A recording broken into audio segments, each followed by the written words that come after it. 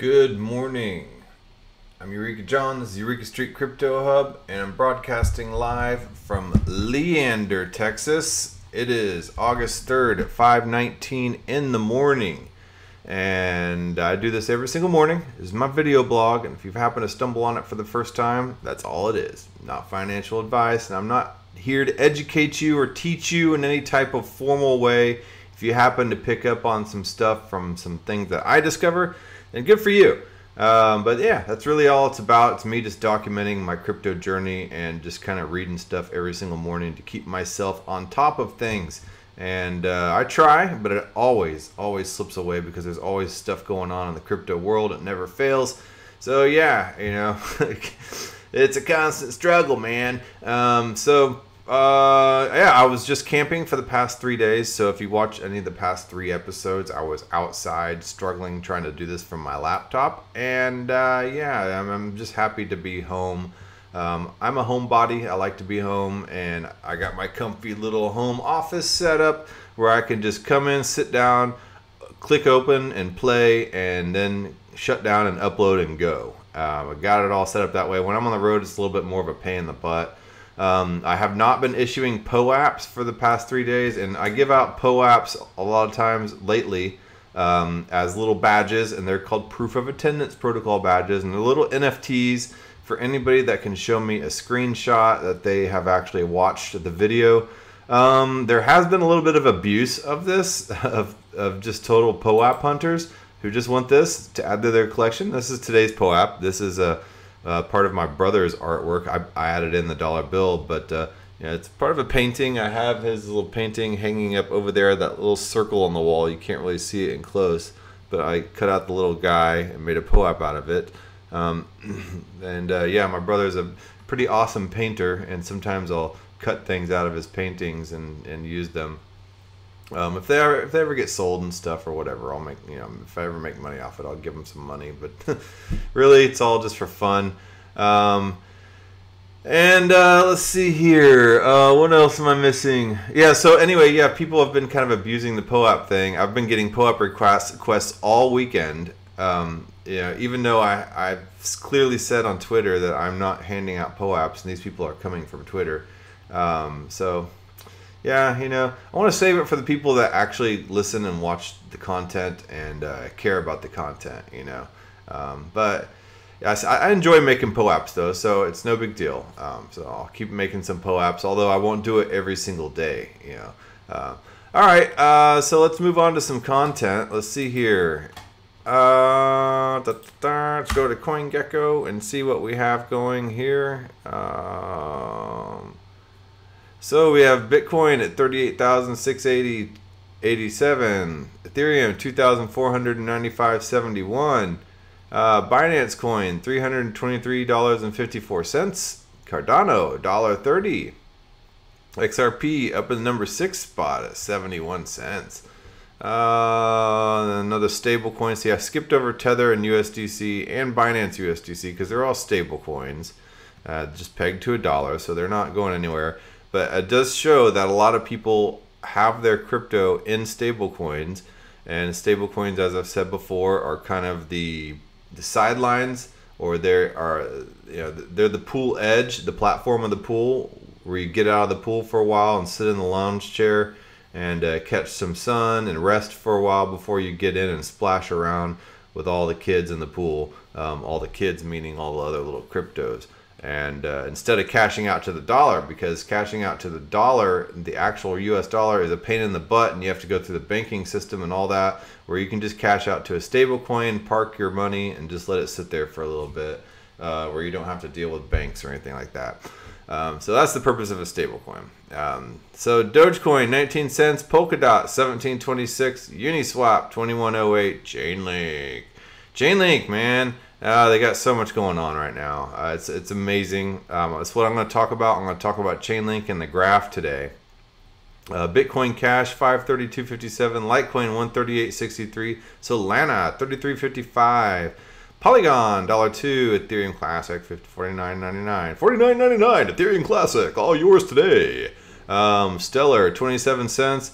Theta Network 571, and let's see here. Let's go down to look at the graph at 65 cents.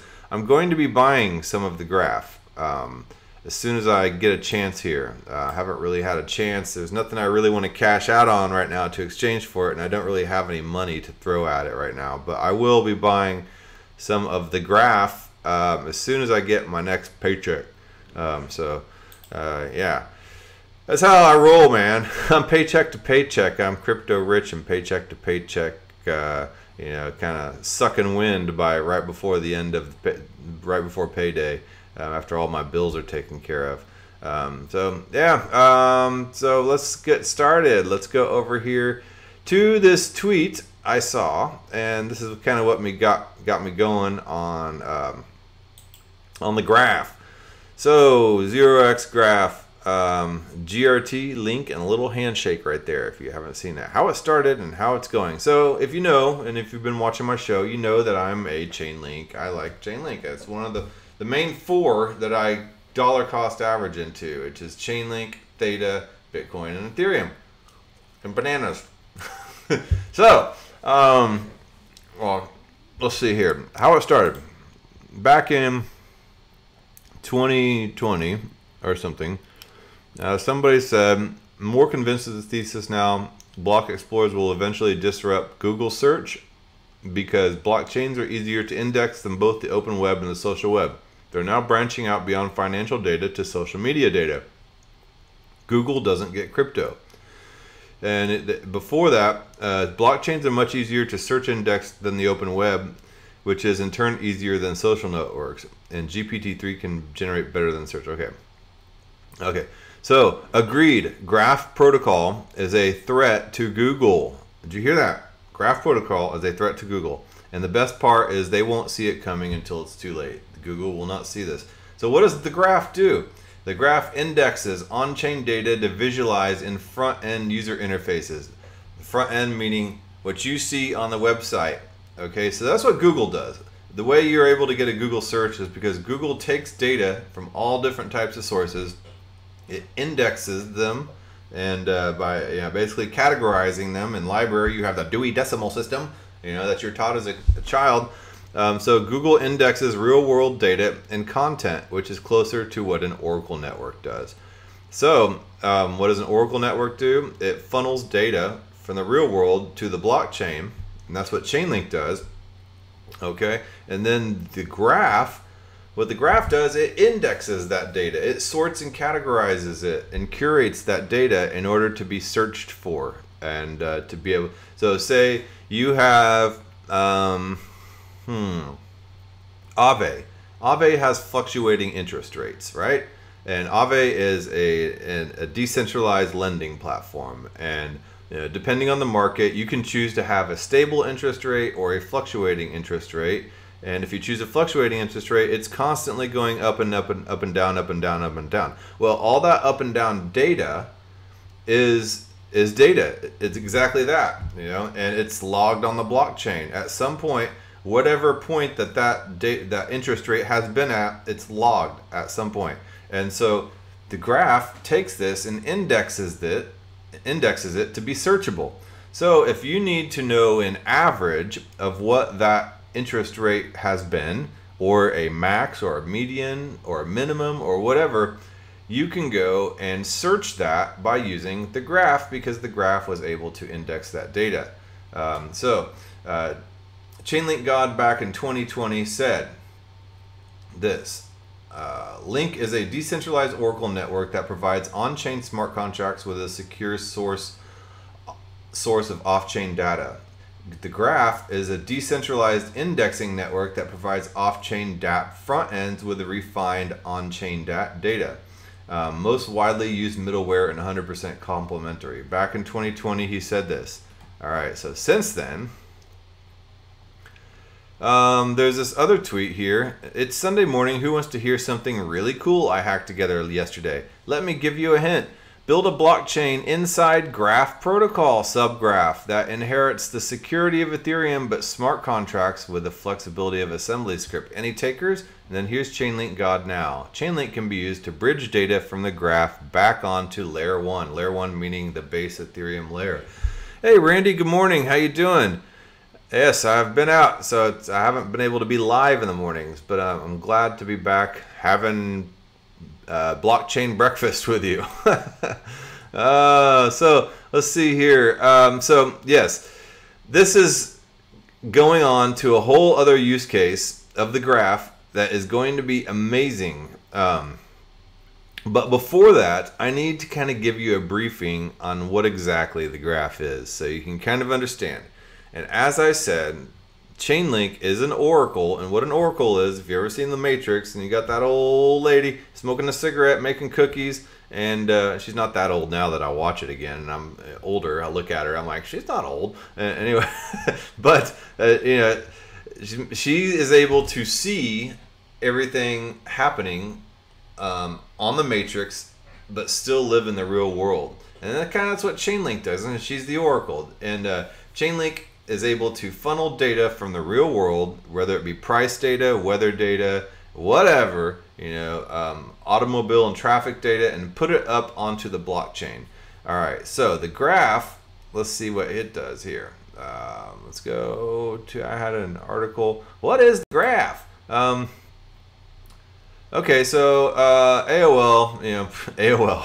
Who uses AOL anymore? Okay, the Graph is a project whose protocol allows for querying of networks like Ethereum and the interplanetary file system. Interplanetary file system is a decentralized internet, basically no databases. So let me put it this way. Okay, I've done some web development, and whenever you build websites, there's the front end, which you see here, all this static stuff.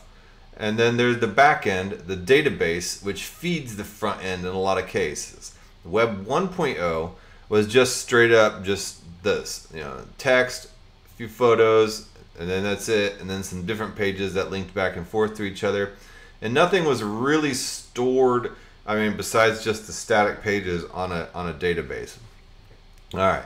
And then Web 2.0 came into play, and that's when things like Facebook and MySpace and eBay and things like that came, where the user could type in something and you know, dynamically change the website based upon their input. So they could upload photos of themselves and then put that into the database, and then they could create their own page, and the database would return that photo and a typed in description that they put of themselves, and that would create them an instant web page about themselves.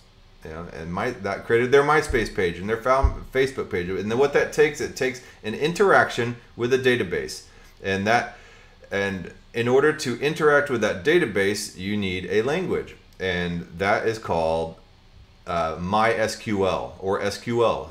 Structured query language, SQL. And a lot of these websites, they will have the HTML, and then they will have something like PHP running and JavaScript, and then MySQL to interact with the database. And the PHP makes little containers so you can treat them like Lego blocks. And then JavaScript enables you to create a little bit of interaction on the website without going to the database. All right. So you don't have to have some kind of API, and that's what an API is. It's a little piece of code that interacts with the database. And if I'm correct, MySQL is kind of an API. It's a little piece of code that goes to the database, knocks on the door, and is like, hey, I need this data. This is what the guy's asking me for. So the database is like, all right, man, it's cool. I got it indexed over here. And MySQL has indexed that, and then it gives it back, and then it displays it on the page. So that's what the graph does, but it does it on the blockchain instead of some kind of database. So the project claims that it makes querying fast and reliable and secure, and allows anyone to build, publish application programming interface APIs called subgraphs, which act as intermediaries and allow two applications to communicate with each other. All right, so The graph lets users create and make use of their own APIs, has attracted the likes of Uniswap, a decentralized exchange, Marketplace, Decentraland, and Synthetics Exchange. There was a place where I sat here and took a bunch of notes and chopped it up. I want to find it. Here we go. Bridging index data from the graph to smart contracts with Chainlink oracles. All right, so now here's where Chainlink comes into play. All right, so the graph is excited to announce, and this is back in 2020, an integration with Chainlink, the market-leading decentralized oracle network. The integration will allow indexed data from the graph's APIs, called subgraphs, and APIs is that little piece of code that goes and gets the data from the database, in this case, the blockchain, okay, to be relayed to smart contracts via Chainlink oracles. All right, so now that the graph can go get the data from the blockchain, and then it relays that data to the smart contracts by oracles through Chainlink. This opens up opportunities for developers to use indexed data sets to build powerful, truly decentralized applications. So yeah, there's no centralized databases, and there's no centralized data sets at all, and everything is truly decentralized. Okay, all right. Starting to lose my train of thought here. Below are 3 use cases where developers can use Chainlink oracles to access subgraphs, aka APIs, on-chain to augment the value of their decentralized application. They can use a subgraph to catalog on-chain liquidity to calculate and compare slippage of potential trades made on a DEX and other DeFi applications. A DEX is a decentralized exchange, and then in a lot of cases, like Uniswap, you add in the liquidity, so people can be able to have a pool there to be able to trade back and forth at whims without waiting for some other willing participant to come by. And it calculates and compares the slippage on that. A lot of times, if there's not enough liquidity, then there's some slippage on there, and that slippage is a price difference from what you would have normally paid. So it can calculate and compare that of many different ones, because that slippage is put on the blockchain. Using a subgraph to catalog, and another use case is using the subgraph to catalog an average gas consumed per block per each transaction to calculate recommended gas fees. And if you haven't noticed, gas fees are all over the place. How would you find an average of that gas fee? Well, each transaction creates a record of how much gas they paid, and is put on the blockchain. Well, the graph can index all that. Otherwise, they would have to go through the entire blockchain and try to find all these gas fees. Well, if they're indexed, then it's easier to find. Using subgraphs as APIs for integrating global real-world off-chain data into dApps such as gaming results, user identities, off-chain financial assets, and more. So yeah, you can use subgraphs for real world. Synthetics is an example of a DeFi app that combines the best of middleware protocols, using Chainlink oracles for price feeds and powering their exchange user interface using a subgraph. This integration is the start of an expansion of middleware protocols that seamlessly integrate, providing the necessary infrastructure to build truly serverless and decentralized applications. So the server industry, they're going to have a hard time with this. Anyway, so the graph. So what is the graph? Indexing is a way of structuring and categorizing data so it can be easily searched for and queried by users. You ever heard of an index fund, right? An index fund is a fund bundled of a bunch of like investments, and they're categorized according to some kind of whatever category you want to put them in. That is called indexing. So Google is a famous example of indexing web data, substantially decreasing the time it takes for users to find and use information on the internet. Without data indexing, users would need to manually scroll through unorganized data stores filled with raw and unmapped data to find the information they need. And you don't want to do that. You don't want to just sift through a whole mess.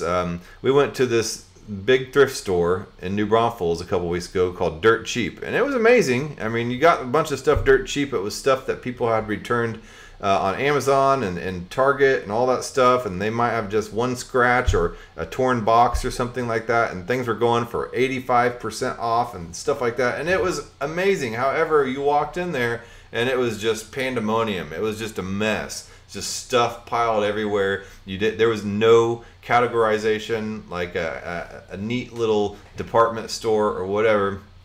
You could not find anything. You kind of just had to go there expecting to find the luck of the draw. And that's basically what we did. And my wife, you know, she found a bunch of stuff, and she was thrilled to death that, you know, we got to go there and get some crap for our house dirt cheap. But we had to sift through it, and it was not indexed or categorized. So this is where the graph could have come in handy, right? Anyway, so if that were on the blockchain. I'm stretching here. Anyway, so blockchains are increasingly becoming data-rich environments, especially with oracles, bringing real-world data to the blockchain. So both through data generation activities on-chain, such as smart contract events, like things like the transaction fees and the gas fees and stuff like that, and through dApps bringing external data on-chain via oracles like Chainlink. All dApps show blockchain data in their UIs in the front end and the web page require indexed data to reference the information they need and create good user experiences. So before the graph, developers had to write their own indexing code and maintain servers and database on centralized infrastructure. Yeah, I mean, so that's the thing. You know, I was pretty good at doing CSS when I was building websites, and you know, obviously HTML. I had a basic understanding of PHP, and JavaScript was starting to stretch it for me, but PHP and JavaScript are both kind of the similar languages, but I could not figure out doing SQL and that database side of stuff. I just kind of had to basically copy and paste from websites and textbooks and stuff like that.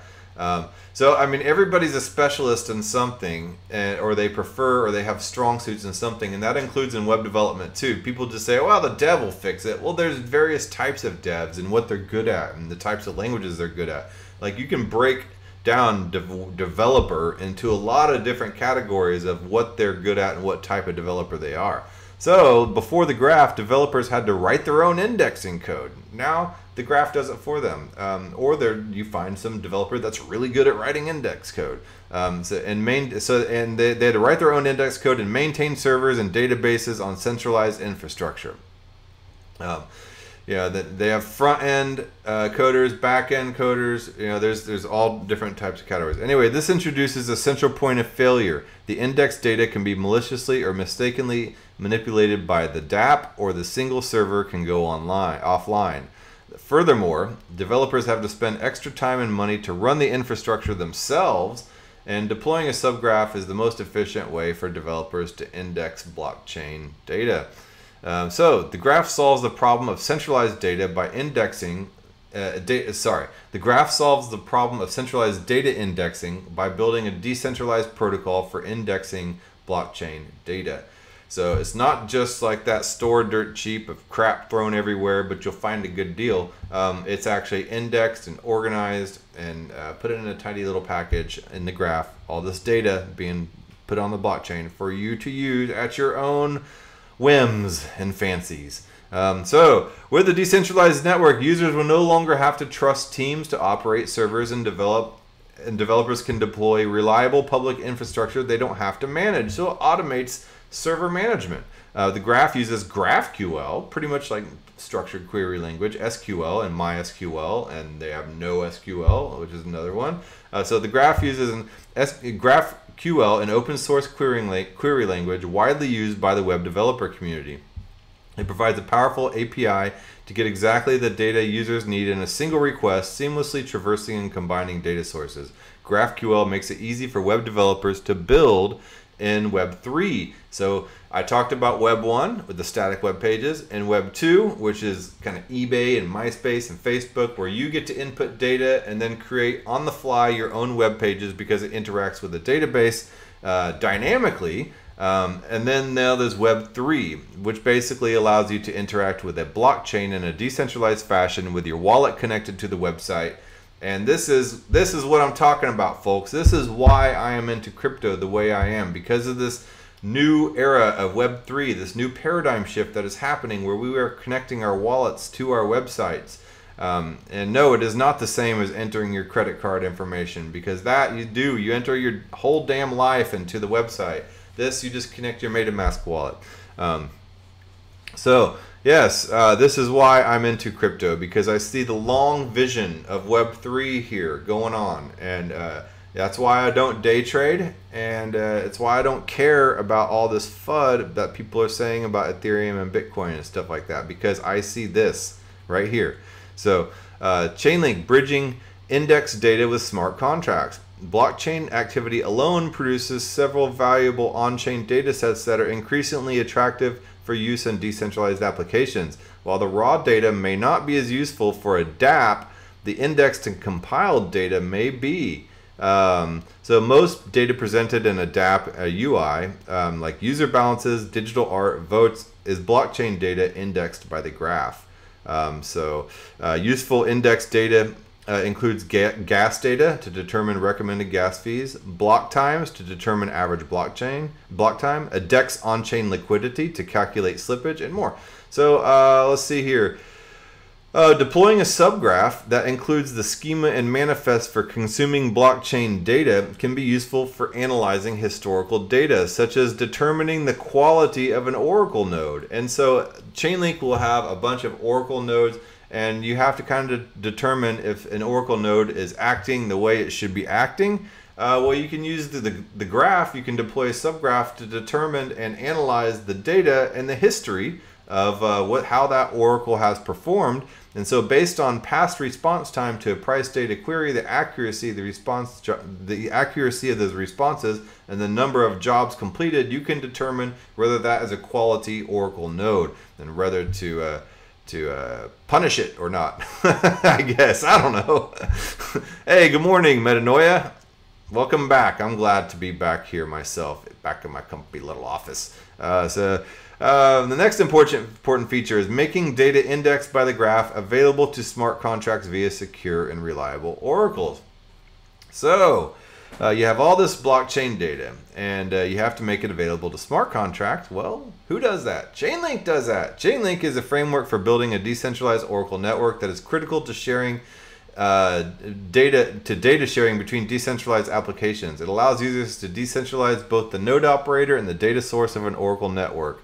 All subgraphs are potential data sources for Chainlink oracles that can feed into a smart contract to trigger execution or feed into off-chain computation protocols. Access to subgraphs enables more data-rich oracles.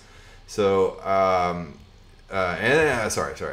contracts can also use Chainlink oracles to trigger the indexing of data on the graph. As part of the integration, the graph will index DEX liquidity, and that'd be like Uniswap's liquidity that you see up on there, or any other DEX, decentralized exchange. So liquidity means you provide liquidity, and you provide in a pool 50% Ethereum and 50% of some stable coin. If somebody wants to trade Ethereum for a stable coin, there's money there ready to go. You don't have to wait for some outside person to have that. So anyway, the graph will index this DEX liquidity data that Chainlink oracles can bridge to DEX user interfaces, the front end, the web page, as a reference data for calculating slippage based on a user's trade size. So it's good to know what that slippage will be, so you might know how much money you're going to lose if there's a lot of slippage. Suddenly you put in a trade for X amount, for 50 bucks, say, and then there's a lot of slippage on there, and that trade ends up costing you $60, and you're like, whoa, wait, where'd that come from? That's slippage, and it happens because of liquidity issues. And if you can find something to calculate that can kind of give you a heads up about that. Finally, there are plans to develop a universal API to allow smart contracts access to any subgraph using a Chainlink decentralized oracle network. Thus, developers can index real-world data and use it in their smart contracts, such as gaming results, user profiles, and more. And here's just a quick little schema of it. You have the dApps, the Web3 dApps, where you plug in your wallet, and you have the dApps. And a dApp is a decentralized web application that does not connect to a database, it connects to a blockchain. And so anyway, that will connect here to Ethereum and other blockchains, and it will go to the graph. Then you have IPFS, which is decentralized webs that have absolutely zero database whatsoever. And that's a whole other rabbit hole that we'll go down at some other point. But for now, let's just take my word for it.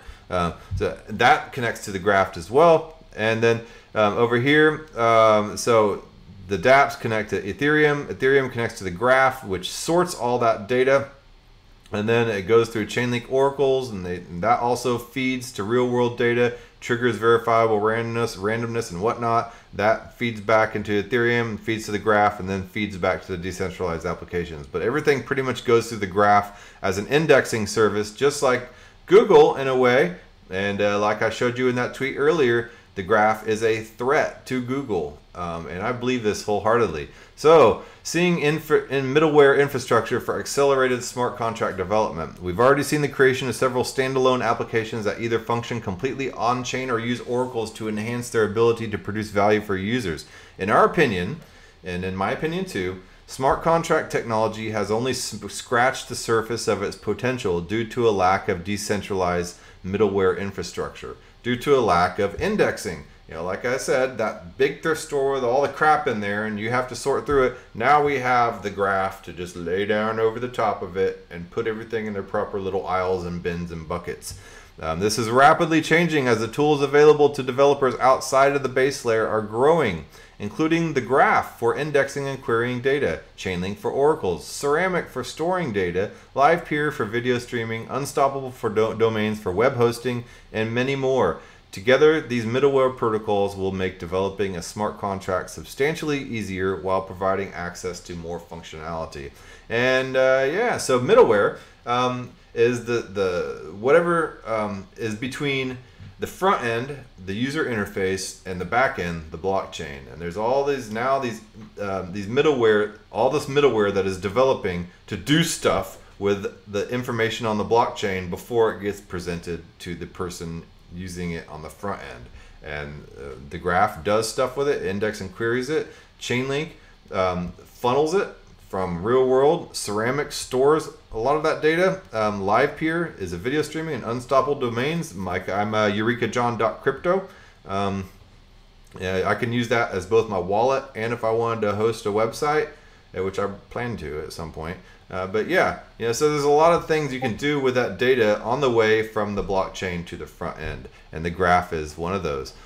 So anyways, so let's go back to this tweet here. So it's Sunday morning. Who wants to hear something really... Okay, hold on, let me let it refresh. Time for a sip of my liquid crack. Okay, so it's Sunday morning. Who wants to hear something really cool I hacked together yesterday? Let me give you a hint. Build a blockchain inside graph protocol subgraph that inherits the security of Ethereum but smart contracts with assembly script. Any takers? So what does this mean?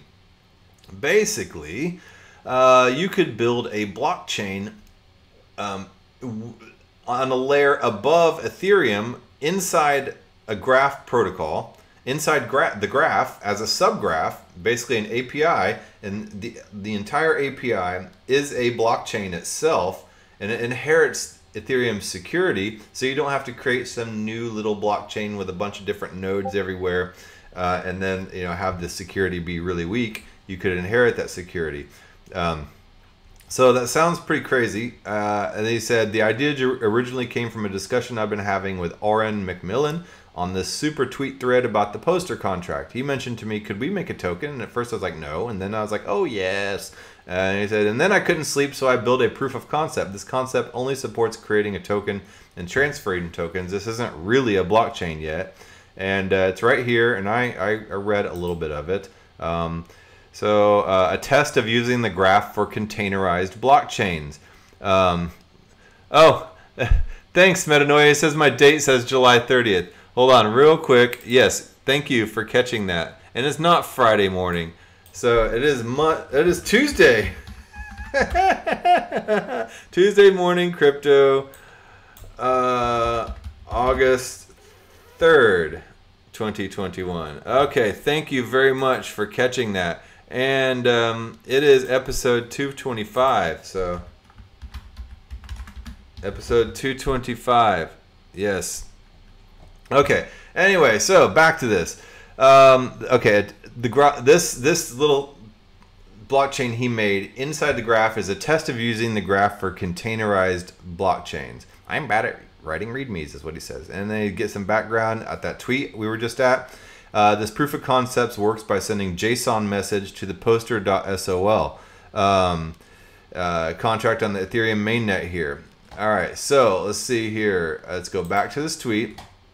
That's this. This is a little test that we went over on GitHub. He said, but it does work and you can query the token information here. So, and of course, tons of things are missing, nonce protections, etc. Apologies. But the point is, it's possible.